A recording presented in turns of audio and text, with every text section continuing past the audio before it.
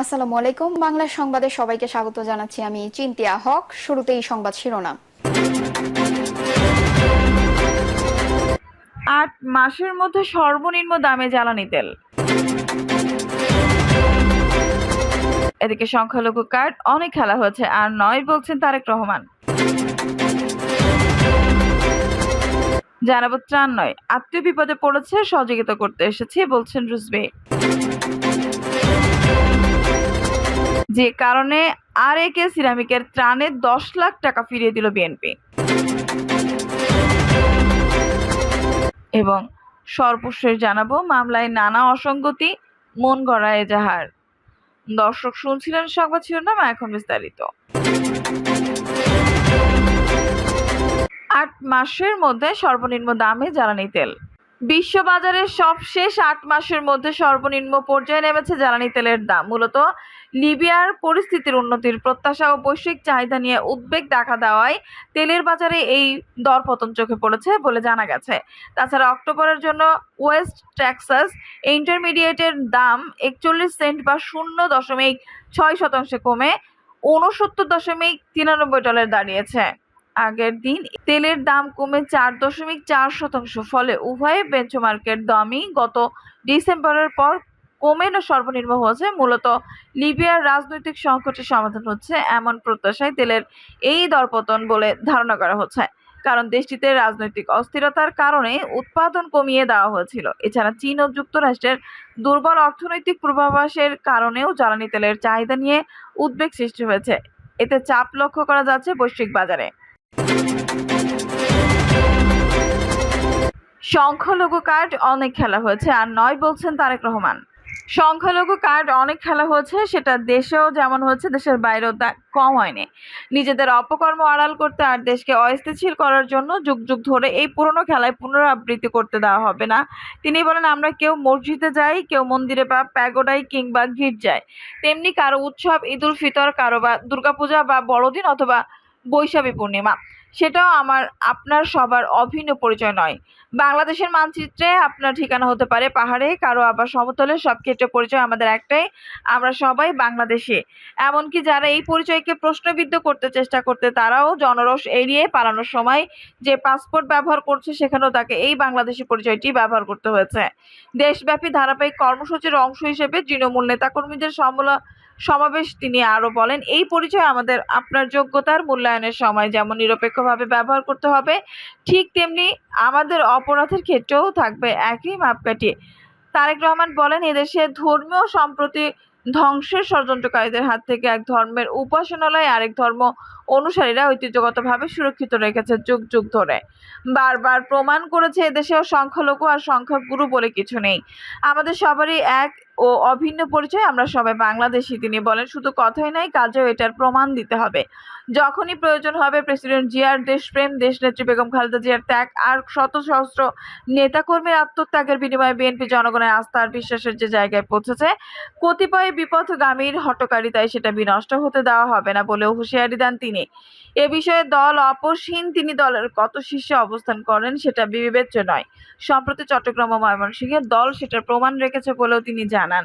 মানুষের ধর্মীয় বিশ্বাস আর অনুশাসনে পুঁজি করে যারা ধর্মীয় স্থাপনায় রাজনীতি করবে, বিশ্বে বাংলাদেশের পরিচয়কে প্রশ্নবিদ্ধ করবে, বাংলাদেশের রাজনীতিতে যারা ধর্ম বর্ণের বিভক্তিকে অসৎ উদ্দেশ্যে ব্যবহার করবে, নিজ নিজ এলাকায় ঐক্যবদ্ধভাবে রাজনৈতিক প্রজ্ঞা দিয়ে তাদের প্রতিহত করতেও পরামর্শ দেন তারেক রহমান। রাষ্ট্র কাঠামো সংস্কার প্রসঙ্গে তিনি বলেন, আজ থেকে প্রায় 2 বছর আগে দেশের সাংবিধানিক কাঠামো আর জনগণের অধিকার প্রতিষ্ঠার দাবি নিয়ে বিএনপি ও সমমনা দলগুলো 31 দফা কর্মসূচি দিয়েছে, যেটা সংশোধন ও পরিমার্জনের জন্য এখন উন্মুক্ত।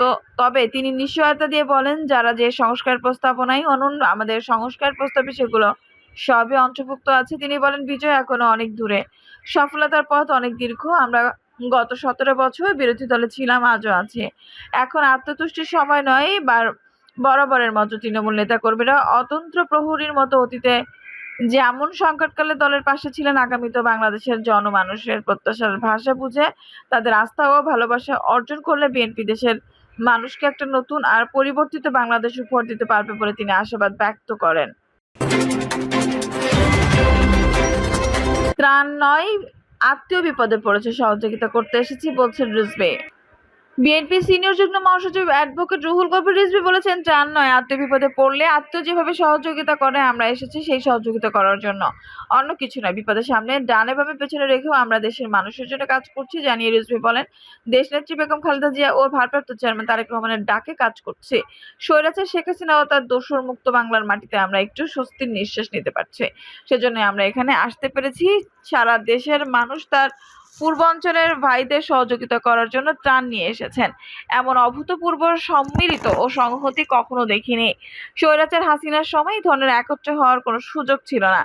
আস্থা সৃষ্টি হয়েছে ছাত্র জনতার রক্তের মধ্য দিয়ে।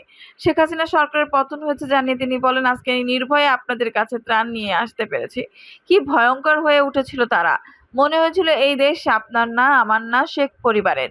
দেশটা মনে হয়েছিল শেখ হাসিনার ছেলে সজীব ওয়াজেদ জয়ের মেয়ে পুতুলের। ভাগনা ভাগ্নির চাচাতো ভাইয়ের ভাতিজা ভাস্তির ৫১,০০০ কোটি টাকা খরচ করেছে স্বৈরাচার শুধু রাষ্ট্রীয় প্রতিষ্ঠানের নাম শেখ পরিবারের ব্যক্তিদের নাম করতে। গোটা বাংলাদেশের যেন ছিল তাদের বাবার জমিদারি। সরকারি একটি বিল্ডিং হবে, সেখানেও থাকবে শেখ পরিবারের নাম। মনে হয় বাংলাদেশে আর কোনো খ্যাতিমান ব্যক্তির জন্ম হয়নি। লাকসামে হাঁটুপানিতে নেমে রাতের বেলা বন্যার্তদের মাঝে ত্রাণ দেন বিএনপি সিনিয়র যুগ্ম মহাসচিব রুহুল কবির রিজভী।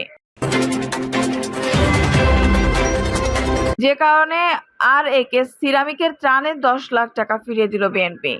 দেশের বিভিন্ন জেলায় ভয়াবহ বন্যার কবলে পড়া মানুষের সহায়তায় ত্রাণ তহবিল গঠন করেছে বিএনপি। এই তহবিলে আর.এ.কে সিরামিক ১০ লাখ টাকা জমা দিতে গেলে তা ফিরিয়ে দিয়েছে দলটি। এতে বলা হয়েছে, আর.এ.কে সিরামিক বিএনপি কেন্দ্রীয় ত্রাণ সংগ্রহ তহবিলে ১০ লাখ টাকা দিতে এসেছিল, কিন্তু বিএনপি ত্রাণ সংগ্রহ কমিটি তা গ্রহণ করেনি। প্রসঙ্গত, আর.এ.কে সিরামিকের ব্যবস্থাপনার সঙ্গে যুক্ত আছে রাজনৈতিক সৈয়দ এ.কে একরামুজ্জামান। তিনি দ্বাদশ জাতীয় সংসদ নির্বাচনে অংশগ্রহণ করায় বিএনপি থেকে বহিষ্কৃত হন। মামলায় নানা অসঙ্গতি, মনগড়া এজাহার। দেশের বাইরে থেকেও কেউ কেউ ঘটনাস্থলে উপস্থিত থেকে গুলি ছুড়ে হয়েছে অভিযুক্ত। দুই স্থানে একই সময়ের ঘটনায় করা আলাদা মামলায় উঠেছে অভিন্ন আসামির নাম। কিছু মামলায় আওয়ামী লীগের কেন্দ্রীয় নেতাদের সঙ্গে আসামি হিসেবে জুড়ে দেওয়া হয়েছে স্থানীয় বিএনপি নেতাকর্মীর নামও।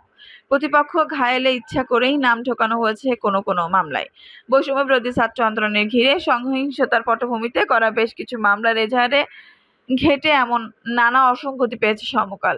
যেমন খুশি তেমন মনগড়া মামলায় আসামি হয়ে অস্বস্তিতে পড়েছেন নিরাপদ অনেক ব্যক্তি। এমনকি মামলায় জড়িয়ে অনৈতিক সুবিধা নেওয়ারও অভিযোগ উঠেছে। এসব কারণে কিছু মামলা এজাহার হয়ে গেছে বেশ দুর্বল। বিশ্লেষকরা মনে করছেন, এসব অসঙ্গতি ও কমজোরি এজাহারের কারণে অভিযোগের অসত্যতা প্রশ্নবিদ্ধ হবে। এ কারণে সুবিধার পাওয়ার পক্ষে বঞ্চিত হতে পারে ভুক্তভোগী পরিবার। আওয়ামী লীগ সরকারের পতনের পর শেখ হাসিনা সহ মন্ত্রী, এমপি ও দলের নেতাকর্মীদের নামেই পর্যন্ত ২৬৮ মামলা হয়েছে। শুধু শেখ হাসিনার নামই হয়েছে ১০০ মামলা। এসব মামলায় নাম উল্লেখ করা হয়েছে ২৬,২৬৪ জনের। একই সঙ্গে অজ্ঞাতনামা আসামি করা হয়েছে ১,৬৮,৫৫৫ জনকে। বেসরকারি সংস্থা মানবাধিকার সংস্কৃতি ফাউন্ডেশনে এমএসএফ আগস্টের মানবাধিকার পরিস্থিতি মনিটরিং প্রতিবেদনে এসব তথ্য উঠে এসেছে। ছাত্র আন্দোলন ঘিরে আইনশৃঙ্খলা রক্ষাকারী বাহিনীর সদস্যদের গুলি ও সহিংসতায় গত ১৬ জুলাই থেকে ১ সেপ্টেম্বর পর্যন্ত সারা দেশে অন্তত ৭৫৮ জনের মৃত্যু হয়। এর মধ্যে শিক্ষার্থী, শিশু, বিভিন্ন রাজনৈতিক দলের নেতাকর্মী সহ নানা শ্রেণী পেশার মানুষ রয়েছেন। এ ব্যাপারে সাবেক পুলিশ প্রধান মোহাম্মদ নুরুল হুদা সমকালকে বলেন, অভিযোগের ব্যাপারে সন্দেহ থাকলে জিডি করে সত্যাসত্য নিরূপণ করে মামলা নেওয়া যেতে পারে। এজাহার মূল্যবান সাক্ষ্য, তবে পরে যদি প্রমাণ হয় ঘটনা সত্য নয় তাহলে অভিযুক্তকে বাদ দিতে হবে। ৫ আগস্ট রাজধানীর আদাবরীর পোশাক শ্রমিক মোহাম্মদ রুবেলকে গুলি করে হত্যার ঘটনায় মামলা হয়। সেই মামলায় শেখ হাসিনা ছাড়াও তার সরকারের বেশ কয়েকজন মন্ত্রী, এমপি, আওয়ামী লীগের নেতাকর্মী, পুলিশ কর্মকর্তা সহ ১৫৬ জনকে আসামি করা হয়েছে। আসামির তালিকায় ২৮ নম্বরে রয়েছেন জাতীয় দলের ক্রিকেটার ও সাবেক এমপি সাকিব আল হাসান। এজাহারের বর্ণনা অনুযায়ী তিনি সহ অন্যান্য আসামিরা ঘটনাস্থল থেকে গুলি ছুড়লে রুবেল প্রাণ হারায়। অথচ ২ জুলাই ক্রিকেট লিগ খেলতে যুক্তরাষ্ট্রে যান সাকিব। ৫ আগস্ট তিনি কানাডায় গ্লোবাল টি-20 লিগ খেলেছিল। এখন পর্যন্ত তিনি দেশে ফেরেননি। বাংলাদেশ ক্রিকেট বোর্ডের সাবেক সভাপতি নাজমুল হাসান পাপনও সেদিন দেশে ছিলেন না। তাকেও এইভাবে অভিযুক্ত করা হয়। এজাহারে বলা হয়েছে, ১৫ জুলাই শেখ হাসিনার রাজনৈতিক কার্যালয়ে আন্দোলনকারী ছাত্র জনতার উপর আঘাত, নারীর শ্লীলতাহানি ও গণহত্যার পরিকল্পনা করেন আসামিরা, অথচ সেদিন ধানমন্ডির ওই কার্যালয়ে এমন কোনো বৈঠক বা আলোচনা হয়নি। পরিকল্পনাকারী হিসেবে সাকিব ছাড়াও শেখ রেহেনা, জাসদ সভাপতি হাসানুল হক ইনু, ওয়ার্কার্স পার্টির সভাপতি রাশেদ খান মেনন, তরিকত ফেডারেশনের সভাপতি নজিবুল বশর মাইজভান্ডারি, সাম্যবাদী দলের সাধারণ সম্পাদক দিলীপ বড়ুয়া, চিত্রনায়ক ও সাবেক এমপি ফেরদৌস আহমেদ সহ ৭৫ জনের নাম রয়েছে। যদিও তারা সেদিন ওই কার্যালয়ে গেছেন এমন তথ্য মেলেনি। শেখ রেহেনা তখন দেশে ছিলেন না, আর ১৪ দলের বৈঠক না থাকায় আওয়ামী লীগ জোটের শরিক দলের নেতাদের যাওয়ার কোনো কারণও ছিল না। আওয়ামী লীগের সাবেক মন্ত্রী সাবের হোসেন চৌধুরী দীর্ঘদিন দলের কোনো পদে নেই, ফলে ধানমন্ডির কার্যালয়ে সেভাবে তার যাতায়াতও ছিল না। সাবেক এমপি ইলিয়াস উদ্দিন মোল্লাও সেদিন দেশে ছিলেন না বলে দাবি সংশ্লিষ্ট সূত্রে। আলোচিত ব্যবসায়ী এস আলম গ্রুপের চেয়ারম্যান সাইফুল আলমের বিরুদ্ধেও ঘটনাস্থল থেকে গুলি ছোড়ার অভিযোগ আনা হয়েছে। তিনিও দেশে ছিলেন না বলে বিভিন্ন সূত্র দাবি করেছে। ৫ আগস্ট দুপুর ১২টার দিকে যাত্রাবাড়ী চিটাগাং রোডে ছাত্র আন্দোলনে গুলিবিদ্ধ হয়ে মারা যান ইমন হোসেন গাজী। এ ঘটনায় তার ভাই আনোয়ার হোসেন গাজীর করা মামলায় আসামি করা হয়েছে সাবেক ডিবি প্রধান মোহাম্মদ হারুনা রশিদ, যুগ্ম পুলিশ কমিশনার বিপ্লব কুমার সরকার, সঞ্জীব কুমার রায়, সিটিটিসি প্রধান মোহাম্মদ আসাদুজ্জামান, ছাত্রলীগ সভাপতি সাদ্দাম হোসেন, সাধারণ সম্পাদক শেখ ওয়ালি আসিফ ইনান সহ ৮৫ জনকে। এসব পুলিশ কর্মকর্তা ছাত্রলীগ নেতাকে আদাবরের রুবেল হত্যা মামলায় আসামি করা হয়েছে। ওই মামলার বেলা ১১টায় মিছিল বের করার কথা বলা হয়, আর মিছিলটি কিছু দূর অগ্রসর হওয়ার পর ঘটনা ঘটে। সেক্ষেত্রে আদাবরের গুলি সংঘর্ষের পর অল্প সময়ের মধ্যে অভিযুক্তদের চিটাগাং রোডে গিয়ে আবার গুলি ছোড়ার বিষয়টি যৌক্তিক নয় বলে মন্তব্য তদন্ত সংশ্লিষ্টদের। শেরপুরের তারগড় কান্দারপাড়ার মাহফুজা বেগম ছেলে মাহবুবুল আলমের মৃত্যুর ঘটনায় ১২ আগস্ট স্থানীয় থানায় মামলা করেন এজাহারে তিনি উল্লেখ করেন, সরকার পতনের এক দফা দাবিতে ৪ আগস্ট শেরপুরে ছাত্র জনতার মিছিল হয়ে বিকেল ৩টার দিকে সাবেক এমপি সানোয়ার হোসেন সানু ও জেলা পরিষদের সাবেক চেয়ারম্যান হুমায়ুন কবির পিস্তল, শটগান সহ তাদের ৩০০ থেকে ৪০০ সহযোগী নিয়ে আন্দোলনকারীদের ধাওয়া করেন। তারা এলোপাতাড়ি গুলি ছোড়তে এতে প্রাণ ভয়ে পালানোর সময় ম্যাজিস্ট্রেট বহনকারী একটি পিকআপে অজ্ঞাতনামা চালক হত্যার উদ্দেশ্যে মাহবুব ও সৌরভ নামে দুজনকে চাপা দেয়। দুজনকে হাসপাতালে নেওয়া হলে চিকিৎসক মৃত ঘোষণা করে। প্রথম আলো ২ জনের নাম সহ অজ্ঞাত ব্যক্তিদের অভিযুক্ত করা হয়। পরে ১৯ আগস্ট একটি সংশোধিত এজাহার দেন মাহফুজা। সেখানে তিনি ৮১ জনের নাম আসামি হিসেবে উল্লেখ করেন। দর্শক, এই ছিল এখনকার সর্বশেষ সংবাদ। নিউজটি ভালো লাগলে অবশ্যই একটা লাইক দিন, কমেন্টে আপনার মূল্যবান মতামত জানান। সবসময় আমাদের পাশে থাকতে সাবস্ক্রাইব করে বেল বাটনটি অন করে রাখুন। ধন্যবাদ।